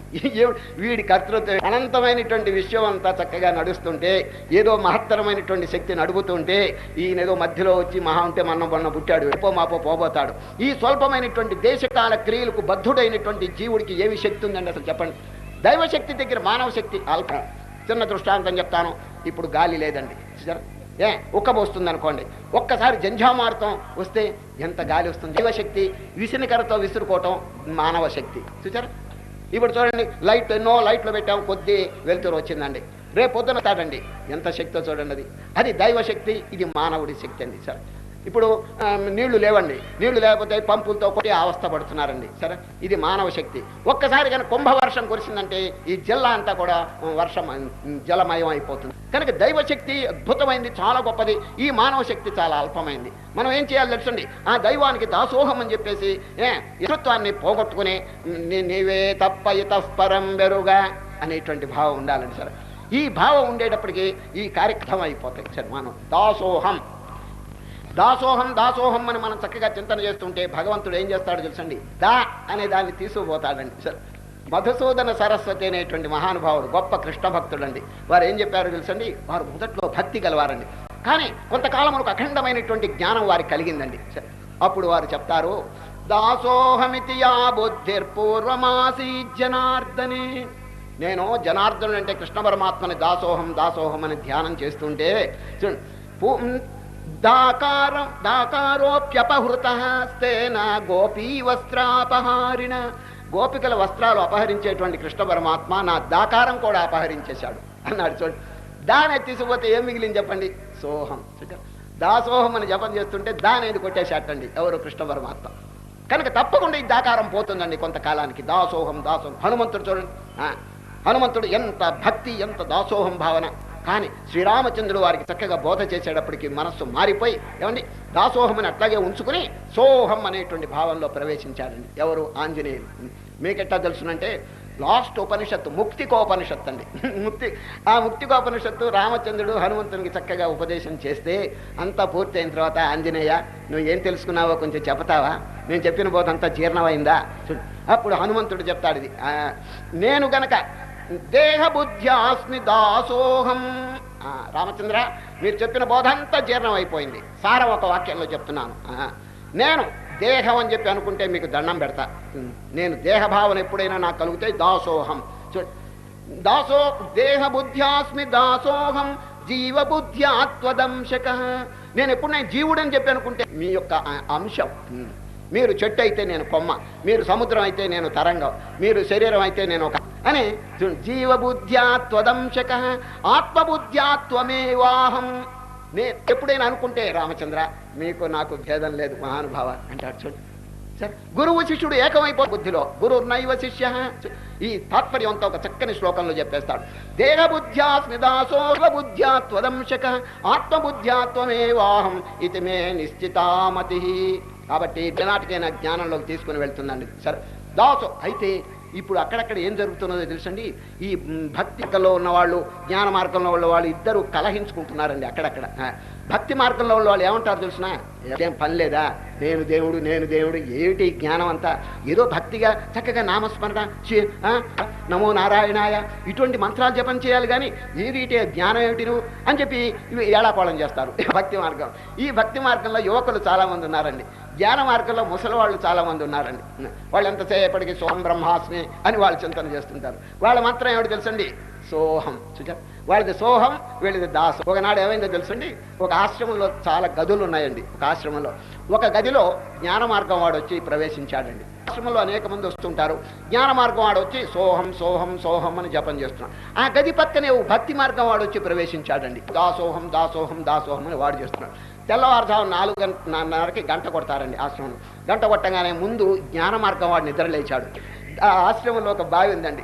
ఆ బావి పక్కనే గోడ ఉంది, తెల్లగా గోడ సున్నం కొట్టి. స్నానం చేయబోతూ జ్ఞాన మార్గం వాడు ఈ గోడ దగ్గర అనేక మంది వచ్చి స్నానం చేస్తారు కదా, నా మోహం గనక ఈ గోడ మీద రాస్తే ఎంత బాగుంటుంది, అందరూ చక్కగా చదువుకుంటారు, జ్ఞాన మార్గంలో ప్రవేశిస్తారని అక్కడ ఒక బొగ్గు ఉందండి. ఆ బొగ్గు తీసుకుని తాటికి సోహం అని రాసి పెట్టాడండి. ఎవడు జ్ఞానం స్నానం చేయడానికి వెళ్ళిపోయినాడు సార్. ఇక భక్తి మార్గం వాడు వచ్చాడండి. వీడిపోయిన తర్వాత ఖరాబ్ కర్దియా సోహం ఏంటి దరిద్రం, దాసోహం. నా భక్తి మార్గం ఉంటే ఎంత బాగుండు, అందరూ దాసోహం దాసోహం అని భక్తి మారుస్తారు కదా. మరి నేను దాన్ని చెరిపి దాసోహం అంటే వాడేవాడో నా మీద కలహానికి వస్తాడేమో, దాన్ని చెరపవద్దు, కానీ నా మంత్రం ఇదా అని ఏం చేశాడు తెలుసండి, సోహం అట్లాగే ఉంచి సో పక్కన ద అని పెట్టాడండి. అంతే, ఇంకేం ఏమైపోయింది చెప్పండి.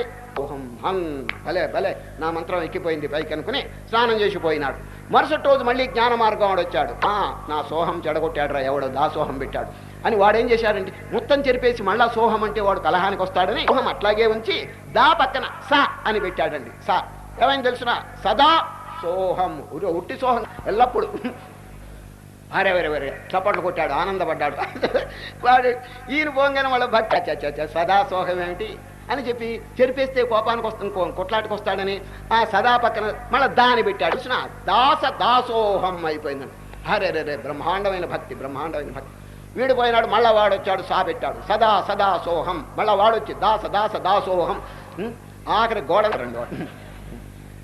ఆశ్రమ మేనేజర్ గారు వచ్చారు. ఏమయ్యా, ధర్మానికని మీకు గదులు ఇస్తే గోడంతా నాశనం చేస్తారయ్యా, మీకేమైనా బుద్ధి ఏమండి, నేను సోహం రాస్తే వాడు దాసోహం అన్నాడండి. వాడు ఈ విధంగా ఇద్దరు కొట్లాడుకుంటే ఆయన భగవద్గీత చదివారా అని అడిగాడండి. చదవలేదని. చీ భగవద్గీత చదవకుండా భగవద్గీతలో ఏం చెప్పినారు, భక్త్యా జ్ఞానం ప్రజాయతే, భక్తి చేత జ్ఞానం వస్తుందని ఘంటాపదంగా చెప్పారు శ్రీకృష్ణ పరమాత్మ. మీరు ఇంత తపస్సు చేసినారు, ఇంతవరకు మీకు అర్థం తెలియటలేదే. సోహం గాని దాసోహం గాని రెండు ఒకటే నాయన, ఇద్దరు కోట్లాడుకోబాకండి, భక్తి జ్ఞానాలకి భేదాడు. ఈ విధంగా ఈ భక్తి షట్కంలో ఇప్పుడు ప్రవేశిస్తున్నప్పుడు మన మంత్రం ఏమిటండి, దాసోహం. ఈ దాసోహం గారు భక్తిపూర్వకంగా మనం చేస్తుంటే శ్రీకృష్ణ పరమాత్మ తీసుకుపోతాడండి. ఏం మిగులుతుంది, సోహం. ఈ భక్తి మార్గం జ్ఞాన మార్గంగా మారిపోతుంది. అట్లో పేచీలు ఏమి ఉండకూడదండి. ఇప్పుడు ఈ అధ్యాయం పేరు విజ్ఞాన యోగం అని పెట్టాడు. యోగం ఏమిటండి దాని అర్థం? భగవద్గీతలో 2 పదాలు వస్తాయండి, జ్ఞానము విజ్ఞానం. జ్ఞానం అంటే లోకల్ నాలెడ్జ్, విజ్ఞానం అంటే ప్రాక్టికల్ నాలెడ్జ్. చూచారా, రెండు నిజానికి చెప్పినాను మీకు, అనుభవపూర్వకమైనటువంటి విద్య అండి. అది లోకల్ నాలెడ్జ్ అంటే కేవలం వాచ కాదండి, ఎవ్రీథింగ్ ప్రాక్టికల్. అది వివేకానంద స్వామి చెప్పారండి, must realise God, feel God, see God, talk to God, and that is religion. మళ్ళీ చెప్తున్నాను, man must realise God, feel God, see God, talk, and that is religion. మతం మాటలు కాదయ్యా, భగవంతుని డైరెక్ట్గా చూడాలి, డైరెక్ట్గా అనుభవించాలి, డైరెక్ట్గా సాక్షాత్కరించుకోవాలి. అదండి యథార్థమైనటువంటి మతం. మానవుడు అట్లా చేస్తున్నాడా? ఎంతసేపటికి ఏదో 4 గోడల మధ్య ఒక మూర్తిని పెట్టుకుని అదే దేవుడు అని చెప్పేసి పూజ ఇవన్నీ చేస్తున్నారు, మంచిదే, కానీ చాలదండి. ఏ నాటికైనా కూడా భగవంతుడు సర్వవ్యాపి అనేటువంటి భావం మనకి హృదయంలో ప్రవేశం. అప్పుడు ఏమవుతుంది? ప్రేమ, కరుణ, దయ అనేది పొంగి పొరులుతుంది, క్యారెక్టర్ చక్కగా నిర్మాణం అవుతుందండి. సరే, దేవాలయాల్లో పూజ, ఇళ్లలో పూజలు చేయటం మంచిదే, కానీ భగవంతుని యొక్క యథార్థ స్వరూపం గీతలో చెప్పినట్టు అనుభవానికి రావాలి. భగవంతుడు ఈజ్ నాట్ అన్లిమిటెడ్, అక్షరం నాశరహితమైనటువంటి వస్తువు అండి. ఇది 8వ అధ్యాయంలో వస్తుంది. చక్కగా ఈ రోజు కూడా స్వరూపం వచ్చినప్పుడు నేను దాని గురించి చెప్తాను. 2 శ్లోకాలు ఉన్నాయండి. మొట్టమొదట విజ్ఞానం. చూడండి, విజ్ఞానం అంటే అనుభవం, ప్రాక్టికల్ నాలెడ్జ్. చూడండి ఎంత చక్కగా, జ్ఞానం చాలదయ్యా, జ్ఞానం అంటే ఓకల్ నాలెడ్జ్, ఊరికే నోటితో చాలదు. విజ్ఞానం అంటే ప్రతిదీ కూడా ఈ ఆధ్యాత్మిక విషయంలో అనుభవాన్ని. ఇప్పుడు అహింస, సత్యము, ధర్మము, నీతి, ప్రేమ, ఇవన్నీ ఊరికే నోటితో చెప్తున్నాం కదా, అవన్నీ మన రక్తనాళంలో జీర్ణం కావాలండి. ఇది ఎస్సిమిలేషన్, అది లోపల నిధ్యాసం అంటే అర్థం. ఇప్పుడు జరిగేదంతా శ్రవణం. మనం చెప్పడం, మీరు వినటం, ఇది శ్రవణం అండి. Don't be satisfied. ఇంటి దగ్గరికి వెళ్ళి cogitation, thinking over the subject again and again, బాగా చింతన చేస్తుంటే అది జీర్ణం అయిపోతుందండి, రక్తనాళంలో ప్రవేశిస్తుంది, భావమే స్వరూపమే అయిపోతుందండి. ఇంకా ఎప్పుడు అది మారదండి. అది కనుక ఈ భక్తి అనేటువంటిది క్రమంగా జ్ఞానంగా మారిపోతుంది. ఇప్పుడు శ్రీకృష్ణ పరమాత్మ ఈ జ్ఞానానికి, విజ్ఞానానికి రెండింటికి భేదం చూపిస్తున్నాడు. జ్ఞానంతో సంతృప్తి పడబాకండి, విజ్ఞానం చూడండి. అనంతేహం సవిజ్ఞానమిదం వక్ష్యామ్యశేషతః యజ్ఞాత్వా నేహ భూయోన్యజ్ఞాత్వ శిష్యతే.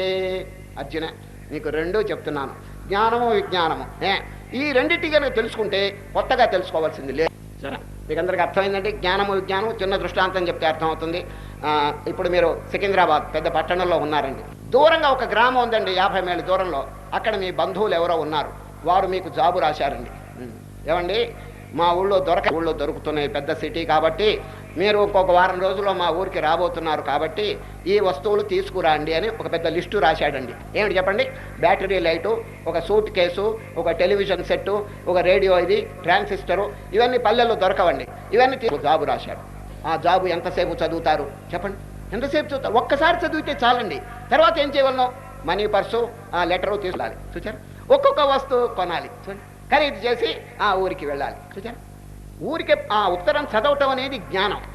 ఆ వస్తువు, దానిలో చెప్పిన వస్తువులు కొని తీసుకుని వచ్చి అక్కడ తీసుకెళ్ళటం పేరు విజ్ఞానం. చూచారు? ఇంకొక దృష్టాంతం చెప్తాను. ఇది వివేకానంద అండి. 2 విద్యార్థులు కాలేజ్ 4-5 గంటలకి కాలేజీ పూర్తి అయిపోయింది.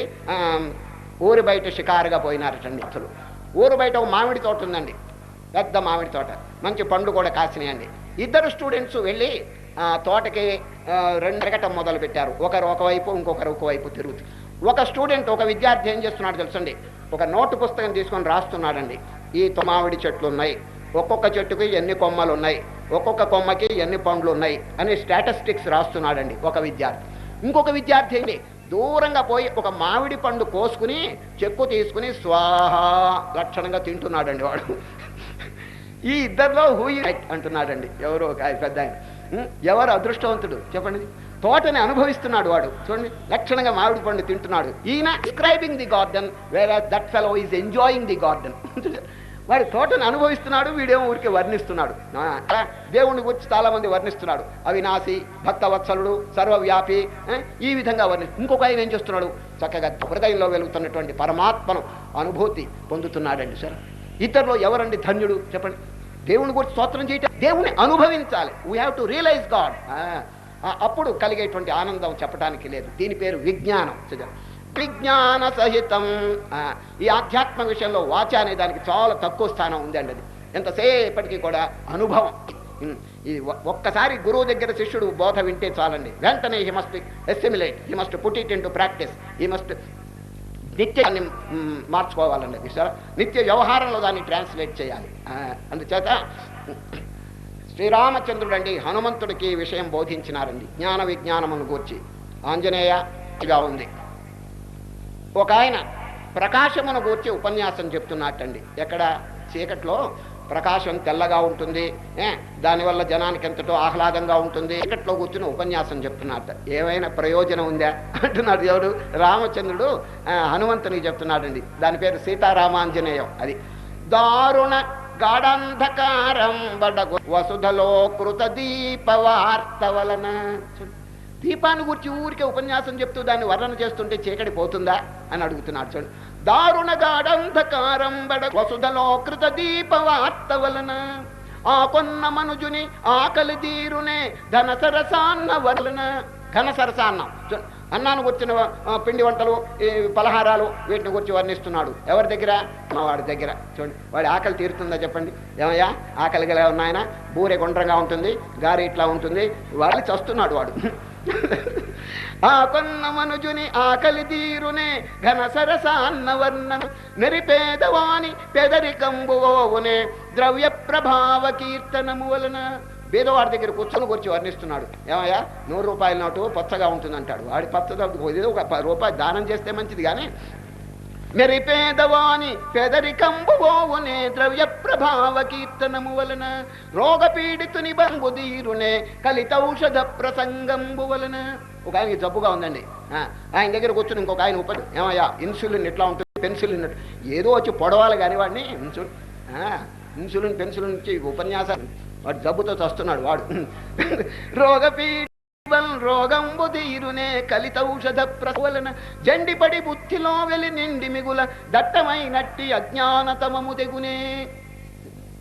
దట్టమైనట్టి అజ్ఞానం ఊరికే పోతుందండి నోటి మాటల చేత. చూడండి, దట్టమైనట్టి అజ్ఞానతమము తెగునే. ఫలితానుభవ దృష్టి వలనగాక తర్కిత విచిత్ర శబ్ద బోధంబు వలన ఫలిత యోగానుభవ దృష్టి వలనగాక చెయ్యాలి. ఈ ఆధ్యాత్మ విషయంలోనండి ముఖ్యంగా ప్రాక్టికల్ కోర్సు. గురువు గారు శిష్యునికి నాయన తత్వమసి అంటాడు, అంతే ఒక వాక్యం చెప్తే దాన్ని చక్కగా అనుభవానికి తీసుకురావాలి. ముఖ్యంగా హృదయంలో ఉండేటువంటి దోషాలన్నీ కూడా పోగొట్టుకోవాలి. ఒక చోట ఒక చిన్న గాథ నేను సూచనది చెప్పి ఈ అధ్యాయం లోపల ప్రవేశిస్తాను. ఈ వాచా వేదాంతాన్ని గురించి చెప్పినారని ఏమిటో తెలుసండి. ఒక గ్రామానికి ఫైల్మాన్ వచ్చాడండి. ఫైల్మాన్ అంటే బాహుడు, కండలు బలిసి భీముడు, కలియుగ భీముడు మోస్తరు ఉన్నాడండి. పెద్ద ఆజానుబాహుడు ఒక గ్రామానికి వచ్చాడండి. ఆ గ్రామవాసులంతా పరిగెత్తుని దేనికో తెలుసిన వాడిని చూడటానికి.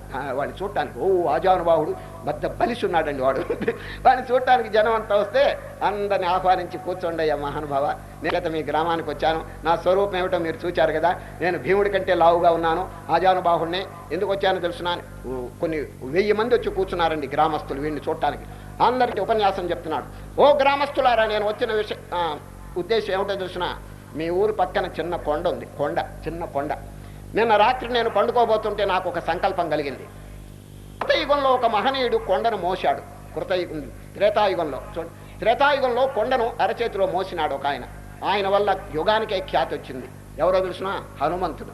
అరచేతిలో కొండను మోసినాడు, యుగానికి కీర్తి తెచ్చేశాడు. త్రేతాయుగం అయిన తర్వాత ద్వాపర యుగంలో ఇంకొక మహనీయుడు చిటికిన వేలుతో ఒక పర్వతం మోసాడు. ఆయన ఎవరు? గోవర్ధన పర్వతం మోసి ఎంతో ఖ్యాతి తెచ్చాడు. ఈ కలియుగంలో ఇంతవరకు పర్వతాన్ని మోసిన వాడు ఎవడు లేడు. మీ ఊరి పక్కన పర్వతం చూడంగానే నాకు మొయ్యాలే కలిగింది. అందువల్ల మీ గ్రామానికి వచ్చాను. ఈ కొండను నేను అమాంతంగా మోసేస్తాను. ఇప్పుడు కాదు, 6 నెలలు అయిన తర్వాత. ఈ 6 నెలల్లో నన్ను చక్కగా పోషించాలి. మీరు మంచి విటమిన్ భోజనం పెట్టాలి. చూడండి, వాడు అడుగుతున్నాడు. ఈ బలం చాలదు, కొండను మొయ్యాలంటే సామాన్యంగా ఈ బలం ఎక్కడికి వస్తుంది? చాలదు. అందువల్ల మీరు నన్ను బాగా పోషించండి 6 నెలలు. ఒక vitamin, A vitamin, B vitamin, Z వరకు పెట్టేశాడండి. అన్ని విటమిన్లు పెట్టాలి నాకు. లక్షణంగా ముక్కు వరకు నన్ను తెలిపించండి. బలం ద్విగుణీకృతం అయిపోతుంది కొండను మోస్తే మీ గ్రామానికి. ఎందుకంటే మీ గ్రామం పక్కన కొండ కదా ఇది. అందరూ మీ గ్రామం పేరు చెప్పుకుంటారు, ఖ్యాతి వస్తుంది అనేటప్పటికీ ఒరి వీడు చెప్పింది నిజమే, మన గ్రామాన్ని పేరు ఎంతమందో అనుకుంటారు వస్తుందని అక్కడ కమిటీ వెంటనే ఫారం అయినారండి. కమిటీ ఫారం అయి చందాలు వసూలు చేసి 6 నెలలు బాగా ముక్కు వరకు వీడిని బాగా మేపారండి, బాగా మేపేశారు. 6 నెలలు అయిన తర్వాత డిండోరా వాయించండి అన్నాడండి. అందరికీ తెలపండి, గ్రామానికి కొండను మోయిపోతున్నాడు ఒక మహనీయుడు వచ్చి అని చెప్పి. ఇక డిండోరా వాయించేశారు. 1000 మంది వచ్చేసారండి. ఒకరోజు సాయంత్రం 4 గంటలకి మడివేడు ఎవరు? ఈ కలియుగ భీముడు. అందరూ కొండ దగ్గర చేరిపోయినారండి. వీడు మోస్తే చూడాలి ఆ దృశ్యం, ఆ వండర్ఫుల్ ఆశ్చర్యకరమైన దృశ్యాన్ని. సరే అందరు కూర్చున్నారు. టైం ఎప్పుడన్నా అడిగారు. ఇంకా 4 గంటలకి మోయిపోతే అడగండి అన్నాడు. అందరూ 4 గంటలు చూస్తున్నారని టైము 3:30 అయింది. ఏమయ్యా రెడీగా ఉన్నాను, అయితే పూజ చేయాలి ముందుగా కొండకి అన్నాడండి. పురోహితుని పిలిపించి పూజ చేయించారండి. పక్కలు వేశారు. పూజ అంత సరిగ్గా 4 o'clockకి అందరూ వీడు ఎక్కడే కూర్చున్నాడండి, ఏం కదలలేదు, సోమరిగా కూర్చున్నాడు. ఏమయ్యా 4 అయిపోయింది, కొండని మొయ్యవయ్యా అంటే తప్పకుండా మోస్తాను, ఎత్తి నా నెత్తిని పెట్టండి అన్నాడండి వాడు. నేను ఇంతవరకు అబద్ధం చెప్పలేదు, తప్పక మోస్తాను, పెట్టండి నా నెత్తిని పెట్టండి, మొయ్యకపోతే అడగండి అన్నాడు. ఇదండి వాచ.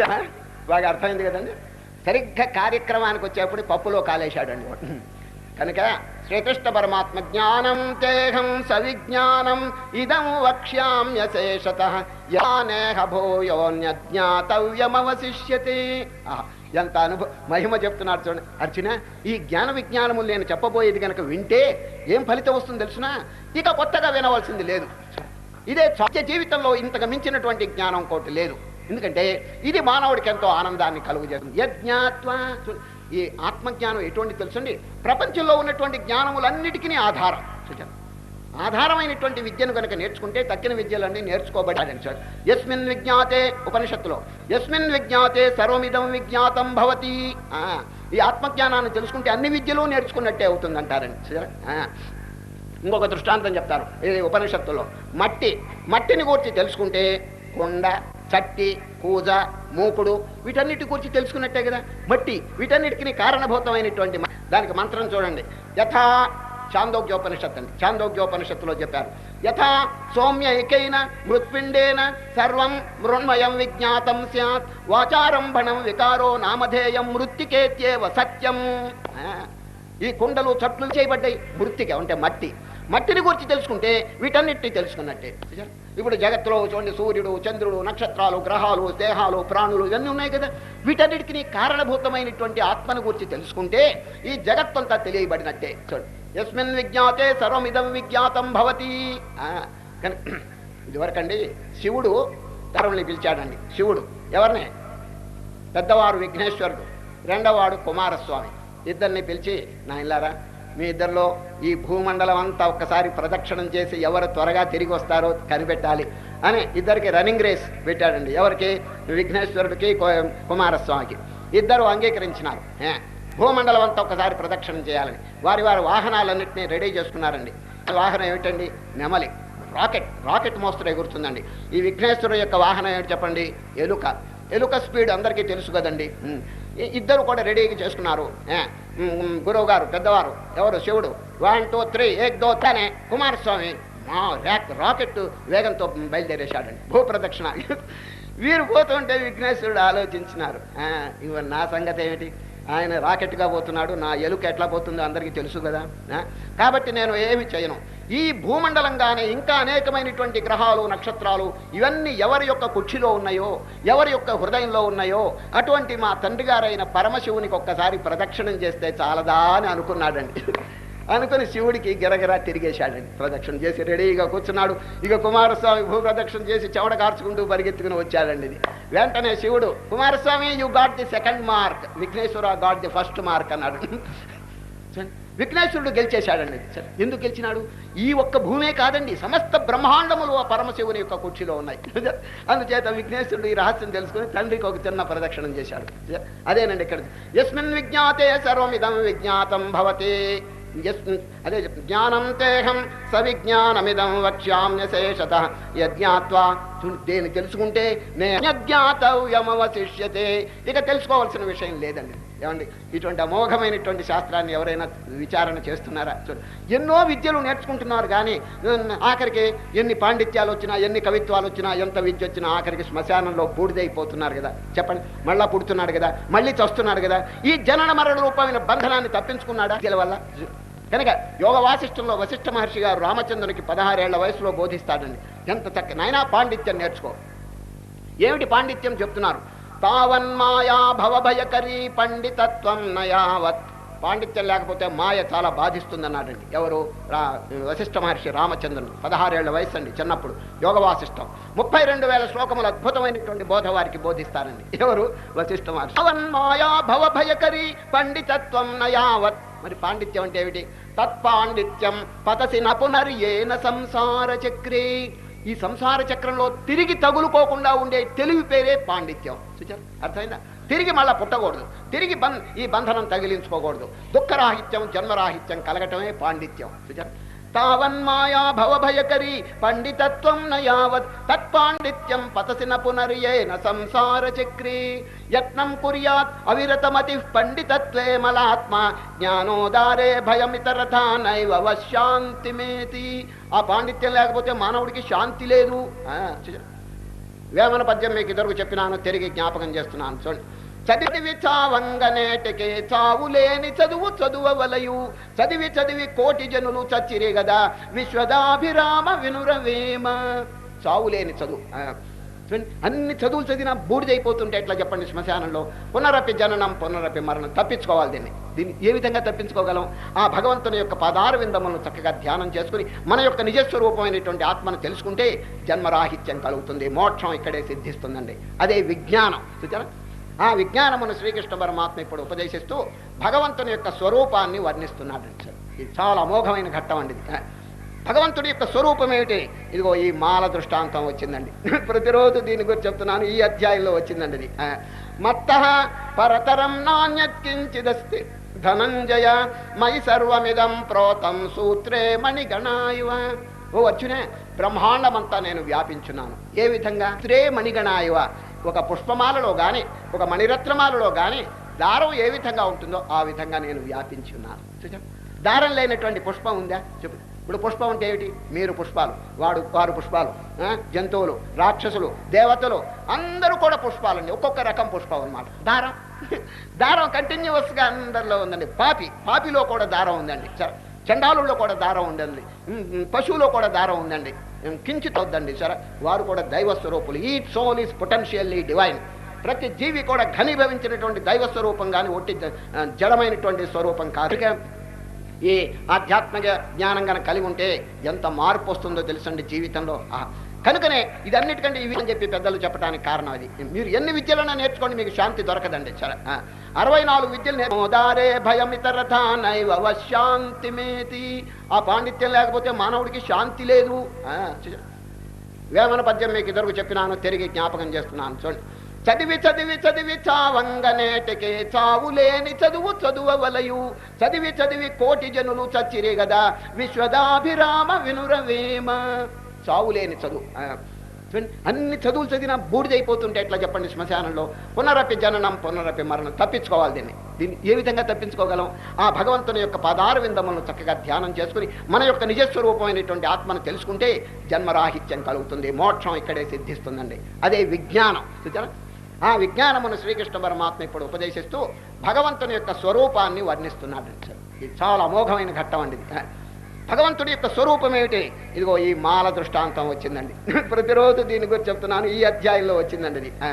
మత్తః పరతరం నాణ్యత్కించిదస్తి ధనంజయ మయి సర్వమిదం ప్రోతం సూత్రే మణిగణాయువ. ఓ అర్జునే, బ్రహ్మాండమంతా నేను వ్యాపించున్నాను. ఏ విధంగా? సూత్రే మణిగణాయువ. ఒక పుష్పమాలలో గాని ఒక మణిరత్నమాలలో గాని దారం ఏ విధంగా ఉంటుందో ఆ విధంగా నేను వ్యాపించి ఉన్నాను. దారం లేనటువంటి పుష్పం ఉందా? చెప్పు. ఇప్పుడు పుష్పం అంటే ఏమిటి? మీరు పుష్పాలు, వారు పుష్పాలు, జంతువులు, రాక్షసులు, దేవతలు అందరూ కూడా పుష్పాలండి. ఒక్కొక్క రకం పుష్పం అన్నమాట. దారం కంటిన్యూస్గా అందరిలో ఉందండి. పాపిలో కూడా దారం ఉందండి. చండాలుల్లో కూడా దారం ఉందండి. పశువులో కూడా దారం ఉందండి. కించిత్తుగా ఎవరిని చూడవద్దండి. సరే, వారు కూడా దైవ స్వరూపులు. ఈ సోల్ ఈజ్ పొటెన్షియల్లీ డివైన్. ప్రతి జీవి కూడా ఘనీభవించినటువంటి దైవ స్వరూపం కానీ ఒట్టి జడమైనటువంటి స్వరూపం కాదండి. కనుక ఈ ఆధ్యాత్మిక జ్ఞానం కనుక కలిగి ఉంటే ఎంత మార్పు వస్తుందో తెలుసండి జీవితంలో. కనుకనే ఇదన్నిటికంటే ఈ విద్యను నేర్చుకోమని చెప్పి పెద్దలు చెప్పడానికి కారణం అది. మీరు ఎన్ని విద్యలైనా నేర్చుకోండి, మీకు శాంతి దొరకదండి. సరే, 64 విద్యలు నేర్చుకున్నాడండి ఎవరు? నారదుడు. శాంతి లేదే.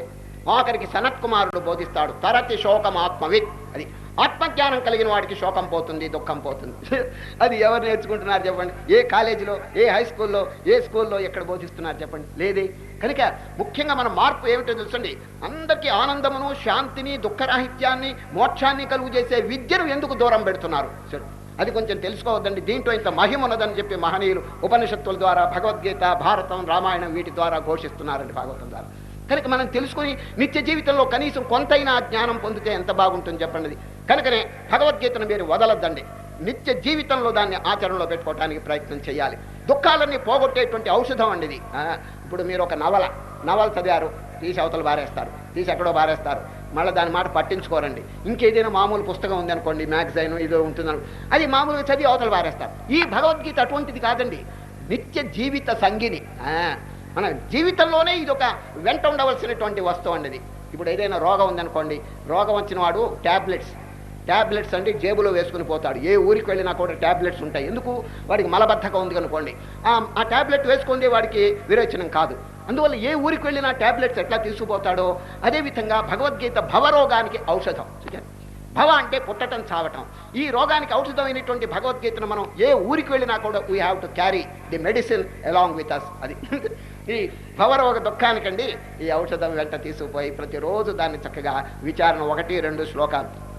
ఇప్పుడు మనకి సమస్యలు కొద్దిగా ఉంటాయండి, ఎందుకంటే ఏదో ఒక చిన్న పట్టణంలోనో గ్రామంలోనో ఉండి చిన్న వ్యవహారాలు చూస్తున్నాం కాబట్టి ఏదో సమస్యలు మనకి తక్కువగా ఉంటాయి. కానీ గాంధీ గారికి వరల్డ్ వైడ్ పర్సన్ అండి, వరల్డ్ ఫేమస్ పర్సన్ ఎవరు? గాంధీ గారు. ఎన్నెన్నో వరల్డ్ సమస్యలు, ప్రాబ్లమ్స్ ఎన్నో వారికి తికమక పెడుతూ ఉంటాయండి. అటువంటి వారు ఎటువంటి స్టేట్మెంట్ ఇచ్చాడో చూడండి గాంధీ గారు. ఇంగ్లీష్లో చెప్పి తెలుగు చెప్తాను. When doubts haunt me, when disappointments stare me on the face, when I see not a ray of light across the horizon, I turn to Bhagavad Gita and find a verse to comfort me, and I immediately begin to smile in the midst of overwhelming sorrow. My life has been full of external tragedies, but if they have not left any effect on me, I owe it to the teachings of Bhagavad Gita. నా జీవితంలో అనేకమైన ప్రమాదాలు, అనేకమైన ఒడిదుడుకులు కలిగినాయి. కానీ ఎప్పుడెప్పుడు అటువంటి సంకట పరిస్థితులు కలిగిన భగవద్గీత తెరిచి ఒక శ్లోకం నేను చూచేటప్పటికి నన్ను ఓరడిస్తుంది, నాకెంతో మనశ్శాంతిని కలుగు చేస్తుందని ఆ మహనీయుడు చక్కని స్టేట్మెంట్ ఇచ్చాడండి. ఇక అంత వరల్డ్ వైడ్ సమస్యలు ఉన్నటువంటి వారికి అంత శాంతి కలిగినప్పుడు మనకెందుకు శాంతి కలిగించదు చెప్పండి. తప్పకుండా దాన్ని ఆధారపరుచుకొని నిత్య జీవితంలో దాన్ని ఉపయోగించుకోవాలండి. సరే, అయితే కొందరు అంటున్నారు, ఏమండి మీరు సన్యాసులు అంతా వదిలిపెట్టారు కాబట్టి మీకు 24 గంటలు మీకు టైం ఉంది, మేము ఉద్యోగంలో ఉన్నాం, వ్యాపారం చేస్తున్నాం, వ్యవసాయం చేస్తున్నాం, ఎన్నో వ్యవహారాల్లో మునిగిపోయినాం, మాకు టైం ఎక్కడుంది, గీత చదవటానికి ఆచరించడానికి టైం ఎక్కడా అని కొందరు అడుగుతున్నారండి. అప్పుడు అడిగిన వారిని నేను మరి ఇప్పుడు చదవరు, ఎప్పుడు చదువుతారు గీత అని అడిగాను. ఎప్పుడంటే రిటైర్ అయిన తర్వాత, ఉద్యోగం అంతా విరమించుకున్న తర్వాత, అనుకూలమైన పని మనవాడికి పెళ్ళి అయిన తర్వాత ఇట్లా చెప్పుకొస్తున్నారండి వాళ్ళు. నేను చెప్పినాను, ఒక చిన్న ఉపమానం చెప్పానండి. ఒక ఇంట్లో కుటుంబం భార్యాభర్త ఉన్నారండి. భార్య గారికి రామనామం అంటే చాలా ప్రీతండి. ఎప్పుడు జపమాలు చేసుకుని ఓం శ్రీరామ రామ అని జపం చేస్తారు.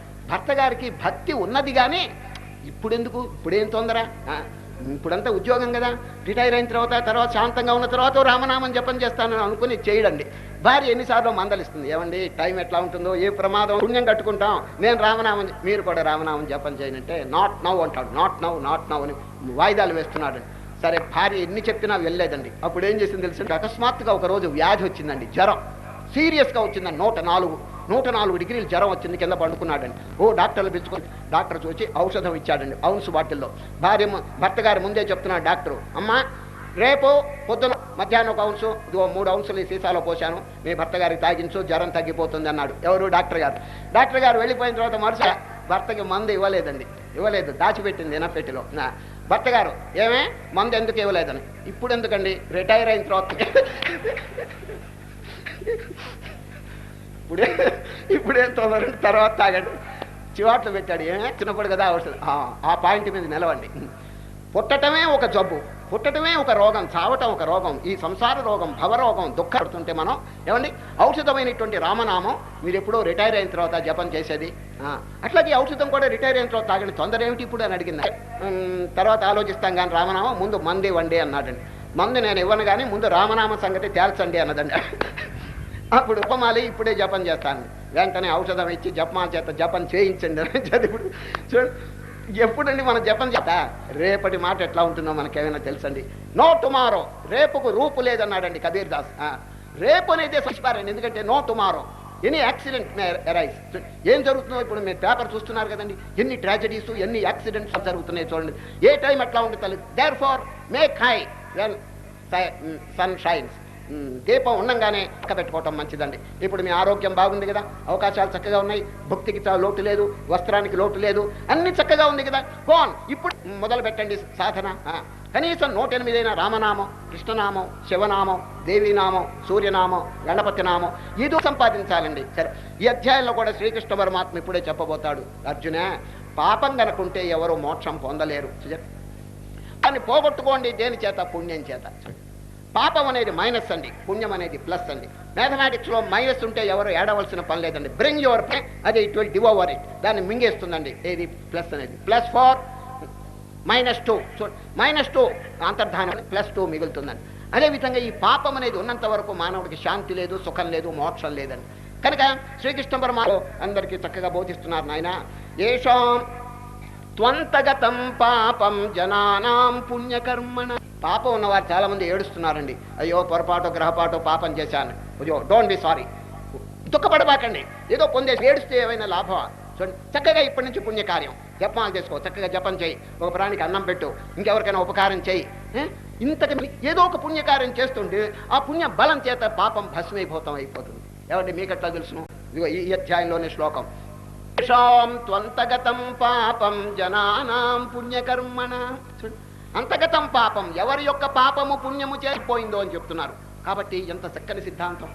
పాపం చెయ్యమని కాదు, ఏదో గ్రహపాటో పొరపాటో ఎవరైనా పాపం చేస్తే పుణ్యం పోగొట్టుకోవచ్చండి. సరే, ఏషాం త్వంతగతం పాపం జనానాం పుణ్యకర్మణాం తే ద్వంద్వమోహన భజంతే మాం దృఢవ్రతాః. చూడు, పాపం అనేది అప్పు అండి, రుణం మోస్తరు ఉంటుందండి. అయ్యా, వాడి బాధ అందరికీ తెలుసు కదా, ఎన్ని బాధలు అనుభవిస్తాడు.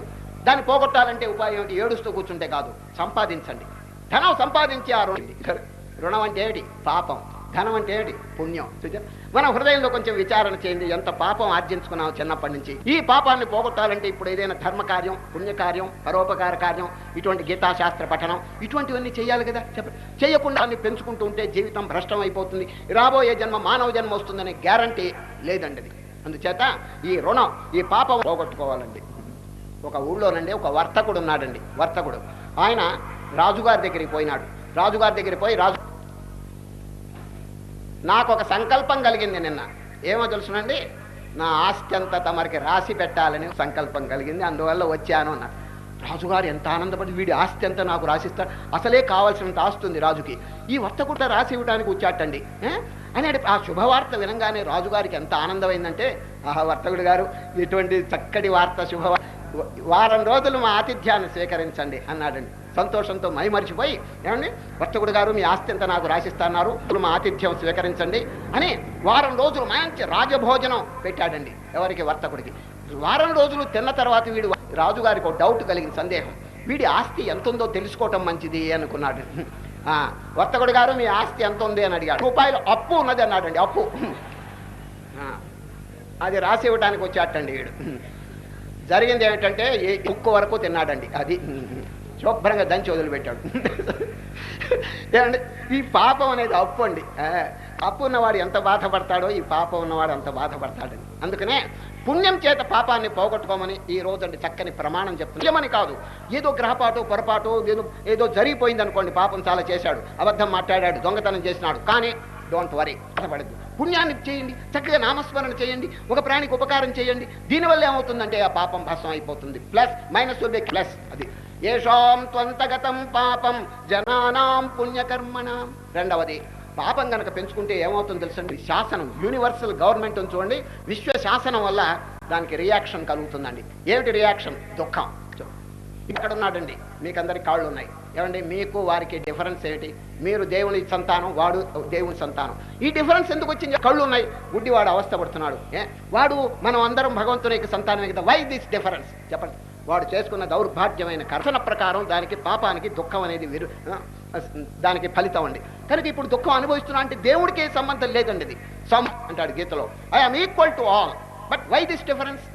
వాడి కర్మ. చూచారా? కనుక వాడు చేసుకున్న కర్మ ప్రకారం వాడు బాధ అనుభవిస్తున్నాడు అంటే, కర్మను శుద్ధం చేసుకుని ఆ కర్మను ఎందుకు రహితం చేయకూడదు? చెప్పండి. ఇప్పుడు పచ్చి కట్టు ఉందండి, వెలగదు. ఏం చేయాలి తెలుసండి? మంచి కనుక పచ్చి కట్టును వేస్తే దగ్ధం అయిపోతుందని.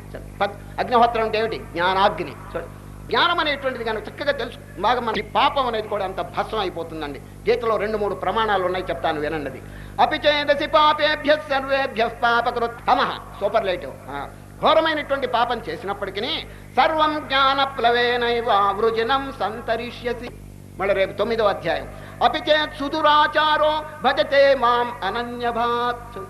మహాపాపి అయినప్పటికీ మార్చుకుని భక్తితో గనక దేవుని కానీ చింతన చేసి మంచి మార్గంలోకి వస్తే సాధురేవ, వాడి పేరు పాపి కాదు. ఏమిటి వాడి పేరు?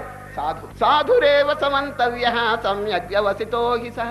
పాపం చెయ్యమని చెప్పటం లేదు, చేసినప్పుడు ఉన్నదే దాన్ని ఏదో విధంగా పిత్తం చేసుకోండి, శుద్ధమైనటువంటి ఆచరణలు కలిగి ఉండండి అని చెప్పి శ్రీకృష్ణ పరమాత్మ బోధిస్తున్నారు. పాపానికి ఫలితం ఏమిటి తెలుసండి? దుఃఖం. దుఃఖం కలుగుతుందండి. ఒక చోట హై స్కూల్లో ఏం జరిగిందో వినండి. ఇంగ్లీష్ మాస్టర్ గారండి వ్యాకరణం అంటే ఇంగ్లీష్ వ్యాకరణం చెప్తున్నారండి. ఎవరికి? పెద్ద క్లాస్ వాళ్ళకి. దాంట్లో వ్యాకరణలోనండి SYNT అనే ఒక వర్డ్ వచ్చిందండి. సింటాక్స్, గ్రామర్, ఇంగ్లీష్ గ్రామర్ చెప్తున్నాడండి. SYNTAX సింటాక్స్ అనేటువంటిది దాని అర్థం వాక్య రచనకు సంబంధించిన సిద్ధాంతం అండి, సైన్స్. వాక్య రచనకు మాస్టర్ గారు దానికి డెఫినేషన్ చెప్తున్నాడు. నాయనా పిల్లలారా, డిస్ట్రిక్ట్ ఎడ్యుకేషన్ ఆఫీసర్ రాబోతున్నాడు త్వరలో మన స్కూల్కి, మీరు బాగా వ్యాకరణం క్షుణ్ణంగా చదువుకోండి. దీనికి డెఫినేషన్ చెప్తున్నాను. What is men by syntax? It is a science dealing with the construction of sentences అన్నాడు. వాక్య రచన విజ్ఞానం పేరు సింటాక్స్, SYNTAX అని బాగా కంఠస్థం చేయించాడండి. పిల్లలంతా గడగడ అప్పచెప్పేస్తున్నాడు. సింటాక్స్ అంటే ఊపిరి తిరగకుండా చెప్పేస్తున్నారు. Syntax is science dealing with the construction of sentences అని గబగబా చెప్పేస్తున్నారు. మాస్టర్ గారు చాలా సరిగా మరుసటి రోజు ఎడ్యుకేషన్ ఆఫీసర్ వచ్చాడండి, DEO. ఈ మాస్టర్ గారు అదృష్టం చూడండి. ఇదే ప్రశ్న ఒక పిల్లవాడిని లేదు, what is men by syntax అన్నాడు. ఎవరు? Education officer, inspector. వాడండి 10 రోజుల నుంచి స్కూల్కే రాలేదండి. అసలు వాడు లేపాడండి. సింటాక్స్ అంటే వాడికి ఏమి అర్థం కావట్లేదండి, గోకుంటున్నాడు బిర్ర. ఆవిడ మాస్టర్ గారి సైకి ఇదోటి చెప్పరా చెప్పేశాడు. ఇంకా sir, syntax is a tax levied upon sin అన్నాడండి వాడు. పాపం మీద పన్ను అన్నాడండి, ట్యాక్స్ లెవీడ్ అపాన్ సిన్ అన్నాడండి. ఇన్స్పెక్టర్ గారు, నీ దుంపదే, ఉన్న ట్యాక్సులు చాలా చస్తుంటే కొత్త ట్యాక్స్ తెచ్చావేరా నువ్వు? సింట్ పన్ను ఏమిటి? సార్, ఇది అనాది కాలం నుంచి ఉన్నది అన్నాడండి వాడు. ఏమిటా పన్ను? దుఃఖం. చూచారా, పాపం మీద పన్నేండి, చచ్చినట్టు వాడు అనుభవించాల్సిందే. ఎవడైనా అబద్ధం మాట్లాడినా, దొంగతనం చేసినా, ఏదైనా పాడు పని చేసినా he must suffer according to law. విశ్వ శాసన ప్రకారం దానికి దుఃఖం అనేటువంటి ఫలితం, ఆ ట్యాక్స్ చెల్లించాల్సిందేనండి. ఇప్పుడు గుడ్డివాళ్ళు అందరూ చెల్లిస్తున్నారు కదా. ఎందుకు వచ్చిన మనం మంచి శుద్ధమైనటువంటి కర్మ ఆచరించి భగవంతుని యొక్క పాదముల అనన్యమైనటువంటి భక్తి కలిగి జీవితాన్ని ఆనందమయంగా చేసుకోవాల్సినటువంటి కదా మనకి. ఏమండి, దాని దురుపయోగం ఎందుకు చేయాలని చెప్పి కృష్ణ పరమాత్మ ప్రశ్న చేస్తున్నారండి. సరే, చేసి భగవంతుని యొక్క స్వరూపం చక్కగా తెలుసుకోండి. భగవంతుడు ఒక చోట లిమిటెడ్ గా ఉన్నవారు కాదు. మత్తః పరతరం నాణ్యత్ కించిదస్తి ధనంజయ మయి సర్వమిదం ప్రోతం సూతనాయువ. అద్భుతమైన దృష్టాంతం అండి. సరే, మాలలో దారం వలె ఓ అర్జున, బ్రహ్మాండమంతా కూడా చరాచర వ్యాపించున్నాను. ఒక్క అణువు కూడా దేవుడు లేకుండా లేదండి. సరే, కొందరు ఏకాంతంలో ఉండి ఎవరు చూడటం లేదు కదా, దేవుడు లే అని పాపము కనుక చేశారా అంటే అక్కడ ఏకాంతంలో, that will be also recorded. ఎందుకు? దేవుడు దూరంగా కాదని తన హృదయంలో ఎవరు పాపం చేస్తున్నారో వారి హృదయంలో కూడా దైవం ఉన్నారు. He will record it. చూచారు, శాస్త్రంలో ఒక చక్కని శ్లోకం అండి. ఏకోతి చ మన్యసే త్వం నహృచ్చయం వేత్సి కవిం పురాణం. నేను ఒక్కడనే ఉన్నాను, ఎవరు చూడటం లేదని ఎవరైనా చాలా ఘోరం. ఎందుకంటే వాడి హృదయంలోనే సాక్షి, సర్వజీవరాశులకి సాక్షి అక్కడ కాపరం ఉంటుంది.